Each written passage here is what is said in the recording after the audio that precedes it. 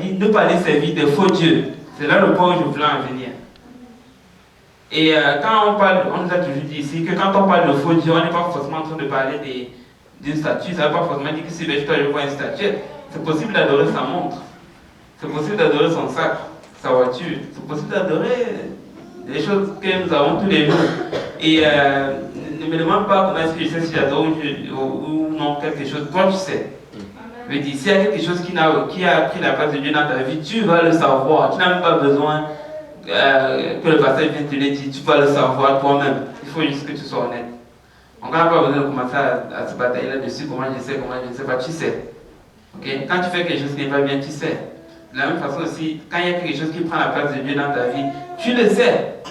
J'admets que des fois on a besoin de la parole de Dieu pour nous donner la force d'adapter ces choses-là. Mais la première chose, c'est qu'il faut que tu réalises d'abord ton état.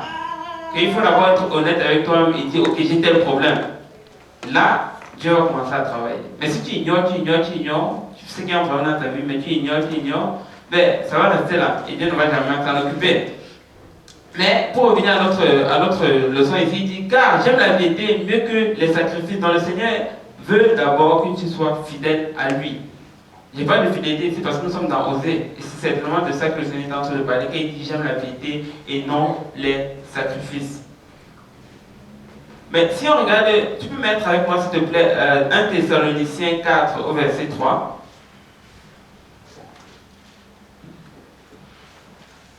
Merci. Ça dit, ce que Dieu veut, c'est votre sanctification. Amen. C'est que vous vous absteniez de l'impudicité. La Bible dit c'est ce que Dieu veut. Et selon la définition de la piété, ça veut dire que c'est quelqu'un qui fait ce que Dieu veut, ou bien ce que Dieu aime. Mais Dieu est en train de dire ici, mes enfants, ce que j'aime, c'est la sanctification. Donc ça veut dire que si tu veux vivre une vie de piété, c'est un train que tu dois vivre une vie de sanctification aussi. Que tu dois te sanctifier aussi, parce que les deux vont de pair. Et je sais qu'on peut retrouver le passage qui dit ici, là, quand on parle de sanctification, on parle de la sanctification intérieure, on parle aussi de la sanctification extérieure. Ça prend tout. Je laisse ça au pasteur d'enseigner. Mais vous savez c'est quoi la sanctification, vous avez juste à venir le mercredi. Et Dieu demande qu'on vive une vie de sanctification. Et il est en train de dire que la sanctification, là, c'est plus important que le sacrifice que tu fais. Ce qu'il est en train de dire, c'est que avant de courir à gauche, à droite, j'aime mieux que tu sois sanctifié. C'est bien de travailler dans la maison du Seigneur, c'est bien de se sacrifier. Et quand je parle de sacrifice, je parle de peu importe ce que tu fais dans la maison du Seigneur. Je vais dire, si par exemple c'est toi qui nettoies l'église tous les dimanches matin, c'est un sacrifice parce qu'il faut que tu ailles avant tout le monde et que tu nettoies la poussière. C'est un sacrifice. Mais ce que tu es en train de dire, c'est que plus important que ça, il y a la sanctification. Amen. Il veut que tu sois sanctifié. C'est plus important à ses yeux que tout le reste que nous faisons. La sanctification est plus importante que mes études bibliques. La sanctification est plus importante que le fait de jouer au piano. La sanctification est plus importante que tout ce que je veux faire dans la maison du Seigneur. Amen. Et là, il continue en disant, il a d'abord dit, ça c'est Osée 6:6, il dit, car j'aime la piété et non les sacrifices, et la connaissance de Dieu plus que les holocaustes. Donc là, il a parlé de la sanctification, mais il a parlé de la piété. Après, il parle de la connaissance de Dieu. Et ça, c'est la troisième chose que je vais mentionner ici, qui est plus importante que les holocaustes. Donc là, on a d'abord vu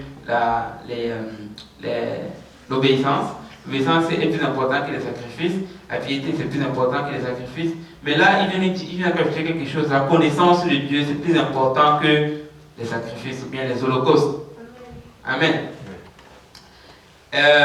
Donc, la volonté de Dieu, c'est que nous le connaissions.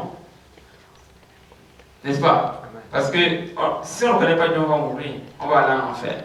Et j'ai un verset que je lis pour ça, avant que vous ne me frappez. C'est Jean 17, verset 3.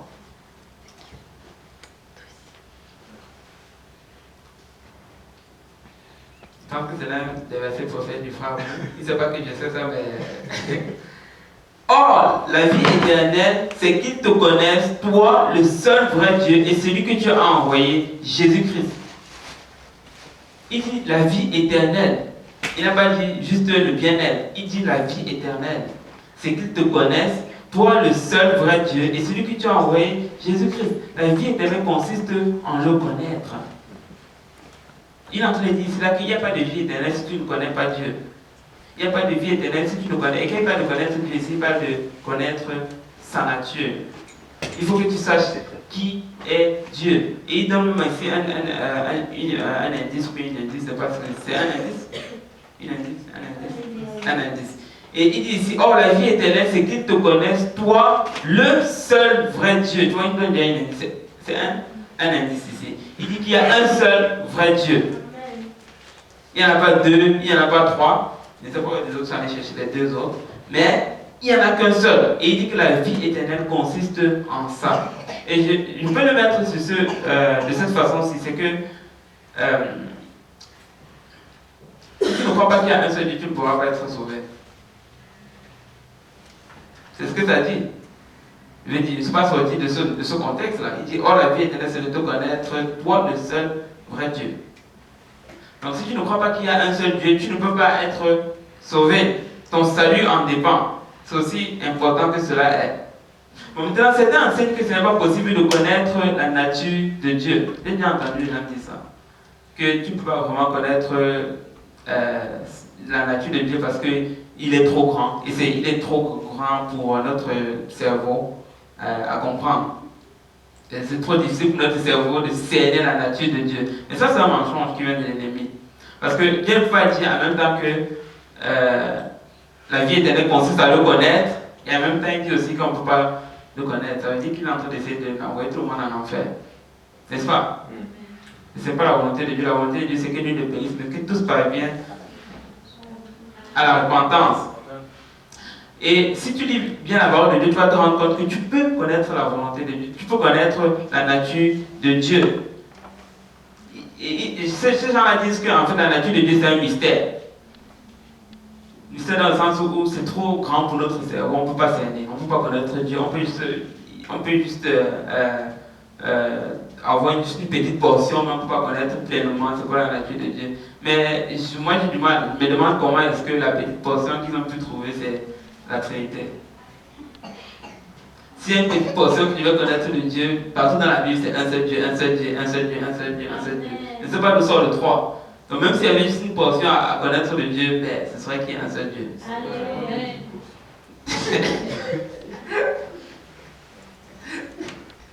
Trois petites portions comme le passage.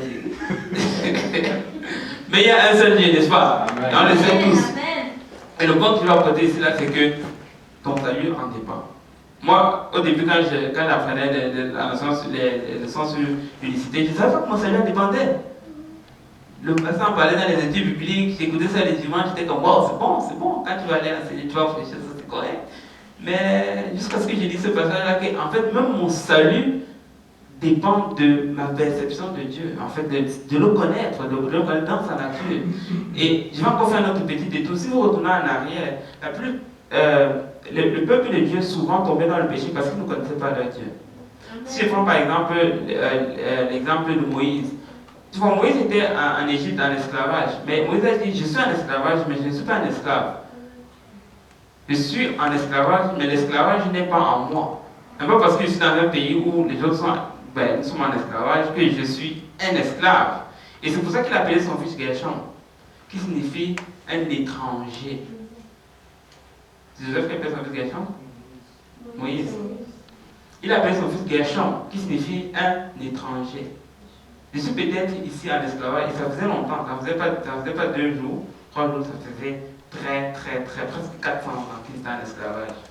Et Moïse a dit, je n'ai pas oublié d'où je viens. Je connais qui est mon Dieu, et cet endroit ne m'appartient pas. Et c'est pour ça que Dieu l'a regardé, il a dit, c'est quelqu'un comme toi que je veux. C'est quelqu'un comme toi que je vais utiliser pour faire sortir mon peuple d'Égypte, parce qu'il faut avoir cette mentalité. Tu vois? David connaissait qui était son Dieu. Et il a prouvé cette foi-là, cette connaissance-là, en nommant son fils, Gershom. Et c'est la même chose. Quand tu regardes partout à travers la Bible, ils vont souvent tomber dans la désobéissance parce qu'ils ne connaissent pas leur Dieu. Et c'est pour ça que Osée continue en disant, et la connaissance de Dieu. C'est plus important que les... je vais dire le truc exact. C'est plus important, et la connaissance de Dieu, plus que les holocaustes. Parce que le même Osée a dit dans Osée 4, je pense que c'est Osée 4, 12, que mon peuple périt parce qu'il lui manque la raison pour laquelle le peuple de Dieu est tombé dans l'idolâtrie, c'est parce qu'ils ne connaissaient pas leur Dieu. Donc c'est aussi loin que cela peut aller. C'est facile, ça va être facile pour toi de tomber peut-être dans la fornication, dans la pornographie, dans tout ce que vous pouvez imaginer de mauvais, si tu ne connais pas ton Dieu. Ça en est une conséquence.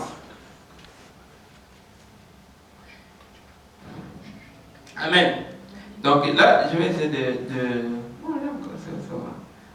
Donc, dans la Bible, il y a juste deux mystères. Comme vous le savez, il y a le mystère de la piété et le mystère de l'iniquité. Et vous savez tous ce qu'est le mystère de la piété. C'est Dieu qui a été manifesté dans la chair. Et ainsi de suite. Donc, il n'y a que deux mystères dans la Bible. Donc, je ne comprends pas pourquoi on me dit que je ne peux pas cerner la nature de Dieu. En fait, j'ai besoin de cerner sa nature pour être sauvé. C'est ce que la Bible me dit. Amen.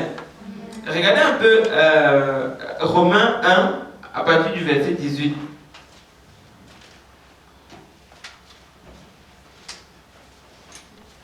Amen. La colère de Dieu se révèle du ciel contre toute impiété et toute injustice des hommes qui retiennent injustement la vérité captive. Je vais attirer votre attention ici sur toute impiété. Il appelle ça l'impiété, ce qu'on va lire par la suite. Contre toute impiété et toute injustice des hommes qui retiennent injustement la vérité captive. Mais ils ont retenu la vérité captive en faisant quoi? La Bible continue au verset 19 en disant: car ce qu'on peut connaître de Dieu est manifeste pour eux, Dieu le leur ayant fait connaître. La Bible est en train de dire que j'ai fait connaître ma nature, mais ce qu'on peut connaître de moi à mes serviteurs. Et ce serait mauvais, mais au contraire de pieux, de cacher cette nature, ou bien de l'étouffer. Il est en train de dire ici que ma colère va se révéler contre eux parce qu'ils ne vous ont pas enseigné ma nature. C'est ce que ça dit, n'est-ce pas? Amen. Car ce qu'on peut connaître de Dieu est manifeste pour eux, Dieu le leur ayant fait connaître. Il continue encore en précisant le verset 20. En effet, les perfections invisibles de Dieu, sa puissance éternelle et sa divinité. Sa divinité. Il dit les perfections invisibles. Je ne peux pas voir la nature de quelqu'un.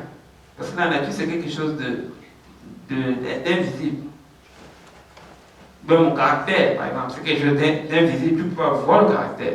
Mais il est en train de dire ici qu'en effet, les perfections invisibles de Dieu, sa puissance éternelle et sa divinité se voient comme à l'œil depuis la création du monde quand on les considère dans ses ouvrages. Il dit que ça se voit. Ce n'est pas quelque chose que vous ignorez, c'est devant vous. Il suffit juste de le considérer. Comment est-ce que Dieu a créé les cieux et la terre? Il suffit juste de le retenir depuis la Genèse, tu peux le voir. Genèse, le verset que la suite du verset que j'ai dit souvent pour démontrer la vérité, en fait, c'est tout le contraire. Genèse 1, 27. Dieu créé les cieux et la terre. Maintenant, quand tu vas dans Ésaïe, ça nous montre qu'il a créé les cieux par lui-même. Seul il a déployé la terre. Ésaïe 44, Ésaïe 45, c'est partout à travers la Bible. Il est en train de dire ici que quand tu considères les choses dans leur contexte, dans leur ouvrage, tu ne peux pas arriver à une autre conclusion qu'il y a un seul Dieu. C'est la seule conclusion à laquelle tu peux arriver. Et ce serait juste pas très honnête de ne pas l'avouer. Et voici pourquoi Dieu dit que sa colère va se révéler contre eux. Ils sont donc inexcusables. Pour finir avec le verset 20. Donc le désir de Dieu, c'est que nous le connaissions. Amen. Et il dit que cela est plus important que les sacrifices que nous allons faire. Donc Dieu veut que tu saches qu'il est un. Dieu veut que tu saches qu'il y a un seul Dieu. Écoute, ô Israël, l'Éternel, notre Dieu, est le seul éternel.